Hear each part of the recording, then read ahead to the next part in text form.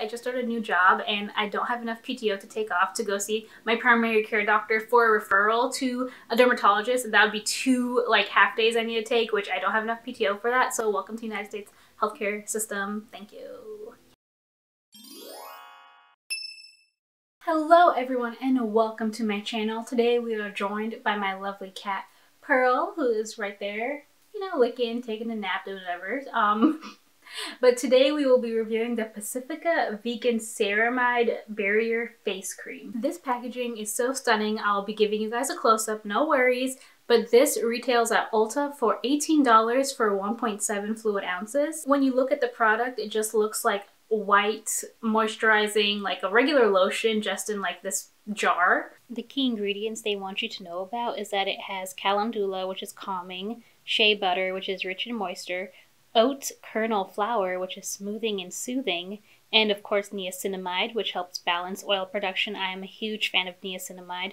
And also vegan ceramide, which give hydration and barrier care, as well as amino acids, which help maintain the skin hydration. And it's a very thick cream, as a lot of ceramide products are. This one says that it has lipids and calendula. Calendula apparently has anti-inflammatory properties, such as helping to soothe redness, which is ironic, and I'll get into that in a little bit. Really fast, if you don't know what ceramides are, what a ceramide cream does, ceramides are something that we make naturally, and it helps promote a hydrated and healthy skin barrier. And as we age and stuff, the production starts to decline in ceramides that we produce. So stuff like this, like a ceramide cream, can help replenish your skin barrier. It's really interesting because I haven't even heard of like the skin barrier till this year. This is actually my second ceramide cream I've tried. I tried the Holika Super Cera Good Cera 72-hour cream or something. I kind of think of ceramide creams as like a super moisturizer, like a supercharged moisturizer. So they will typically be thicker than like our average kind of usual moisturizers, everyday moisturizers. So this one is, you know, like a lotion-y kind of look to it. And when you first rub it in, that's kind of the vibe you get, like a lotion-y type of feel. But for me, the thing is, this product just did not keep me moisturized at all. Like when I apply a moisturizer or something, I want to feel moisturized. Like I want to feel my skin is hydrated, but my skin just feels dry. And for reference, my skin is oily, with certain aspects being dry, like my T-zone and a little bit on my cheeks. And I'm not applying this to my face in this video because I actually had a really bad reaction to this. My cheeks basically turned red, and I didn't put 2 and 2 together that it was this until maybe after 2 weeks of using it. Basically, it turned my cheeks really, really red, and sometimes my cheeks do have a little reddish hue to it, like a little bit of redness in there. But this was like I noticed it, like it was a huge difference. What alerted me that this wasn't like normal redness that I would experience is that it actually got red like on this eye part right here. So it'd be like red hair. This part would be my normal skin tone, and then my cheeks would be red. So it was like a gapping with my neutral skin tone, and then red. That makes sense. So that's what kind of alerted me that something was wrong. Honestly, it's the summertime, and I thought it was either like I'm not wearing enough SPF, or I even had rosacea, which I possibly could have. And maybe this just triggered it. It's something in it just triggered it and flared it up, because it did seem like a butterfly type of effect, which is what a lot of people with rosacea have on their cheeks. But unfortunately, I just started a new job and I don't have enough PTO to take off to go see my primary care doctor for a referral to a dermatologist, and that would be 2 half days I need to take, which I don't have enough PTO for that. So welcome to the United States healthcare system. Thank you.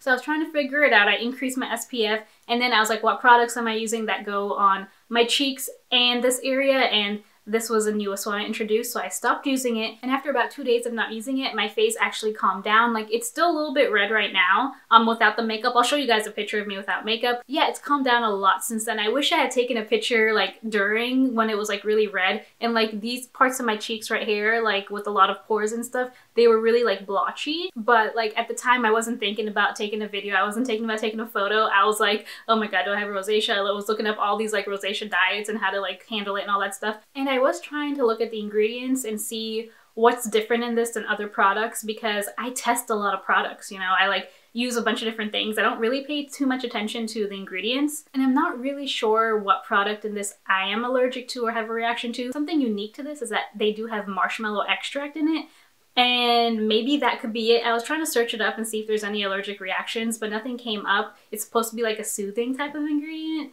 but hey, that could be it. I'm not sure. The only other product I've had a reaction to, which wasn't redness, it was actually acne, was Trader Joe's SPF. I made a video on that years ago and I was really, really young, but I'll link it up here. Just don't judge me, but I do remember that gave me a ton of acne on my forehead. For now, in my head, I'm like turned off from marshmallow extract. So yeah, I won't be using any products with that for now unless, you know, it could be something else. Maybe it's calendula. I don't know. But I do know that not everyone will have a reaction like I did. I've seen tons of great reviews. People really like this. But would I recommend this even if I didn't have a reaction? No. Like once I apply it and I let it sit for a couple minutes, it's dry. My skin feels dry. Like I need more hydration. Like a ceramide cream is supposed to be thick with hydration and my skin just feels dry. And I just don't like this. I like the packaging. I think they did a great job. It's a heavy product. And I was watching a video on the psychology of branding and products and stuff, and they were talking about how heavier weights of a product make you think that it's more luxurious or that it's more effective, like a better quality of product. I thought that was pretty interesting, but I do like this jar. And the truth is, I don't want to give this to anybody else just in case they react. I was going to give it to my mom, but I was like, what if it's like a hereditary genetic thing and like she starts getting red in the cheeks? But I might just clear it out and just keep the jar because it's so cute. You know what's interesting? I do try a lot of Pacifica products, but really the ones that I really like are their scents and like non-makeup stuff, like non-beauty and makeup stuff. I like their scents, and they have these underarm deodorant wipes. Like the non-skincare and beauty products are what I like from Pacifica, which is very interesting. I just haven't had good luck, I guess, with certain products. I hope this may have helped anyone deciding if they wanted to purchase this or not. Obviously, I don't know what I'm allergic to in this or what gives me a reaction, but just, you know, FYI, if you do start to see redness or something, maybe stop using this product and see if your skin, you know, gets back to normal, and maybe it could be something in this. And if you find out what you're allergic to, let me know so I can avoid it too. I was thinking like maybe you could like do a test patch or something, but it didn't like give me reactions on my forehead, my nose, or anything. So if you test patch like, you know, the normal areas, like maybe behind your ear or inside your elbow or something, like would that really give you the reaction I got with my cheeks? I'm not sure. Let me know what you guys think. I'd love to know if you've tried this and how it feels on your skin, and I wish I could like have applied it and showed you what it looks like, but my skin is kind of in its healing process and it's looking better, and I don't want to like risk irritating it again. So yeah, I hope this helped, and if you like this video, please subscribe. I would super duper appreciate it. Bye guys!